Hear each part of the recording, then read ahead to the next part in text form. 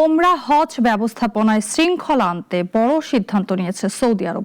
প্রায় ১,৮০০ বিদেশি ট্রাভেল এজেন্সির চুক্তি সাময়িকভাবে স্থগিত করা হয়েছে।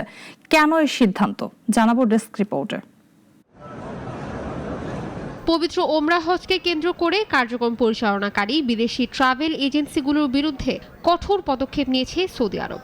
দেশটি প্রায় ৫,৮০০টি বিদেশি ওমরা ট্রাভেল এজেন্সির মধ্যে ১,৮০০টির সঙ্গে করা চুক্তি সাময়িকভাবে স্থগিত করেছে। রোববার ১ ফেব্রুয়ারি সৌদি আরবের হজ ও ওমরা বিষয়ক মন্ত্রণালয় জানায়, কার্যক্রম পরিচালনা ও সেবা প্রদানে ঘাটতির কারণে এসব এজেন্সির চুক্তি স্থগিত করা হয়েছে। মন্ত্রণালয়ের পক্ষ থেকে বলা হয়, সংশ্লিষ্ট বিদেশি ট্রাভেল এজেন্সিগুলোর কর্মদক্ষতা ও সেবার মান নিয়ে পর্যায়ক্রমিক মূল্যায়ন করা হয়। সেই মূল্যায়নে বেশ কয়েকটি প্রতিষ্ঠানের সেবায় গুরুতর দুর্বলতা ধরা পড়ে। এজেন্সিগুলো ত্রুটি সংশোধনের জন্য ১০ দিনের সময় বেঁধে দিয়েছে সৌদি কর্তৃপক্ষ। মন্ত্রণালয় জানায়, অনুমোদিত মানদণ্ড অনুসরণ নিশ্চিত করতে এই নিয়ন্ত্রণমূলক পদক্ষেপ নেওয়া হয়েছে। নির্ধারিত সময়ের মধ্যে শর্ত পূরণ করতে পারলে আবারও কার্যকর হবে এসব এজেন্সির চুক্তি।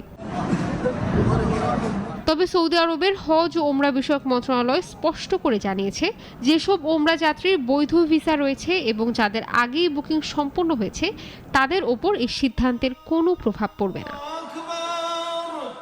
সেবার মান নিশ্চিত করতে ভবিষ্যতেও এমন নজরদারি অব্যাহত থাকবে বলে জানানো হয়েছে। ইশা জাহান, নাগরিক।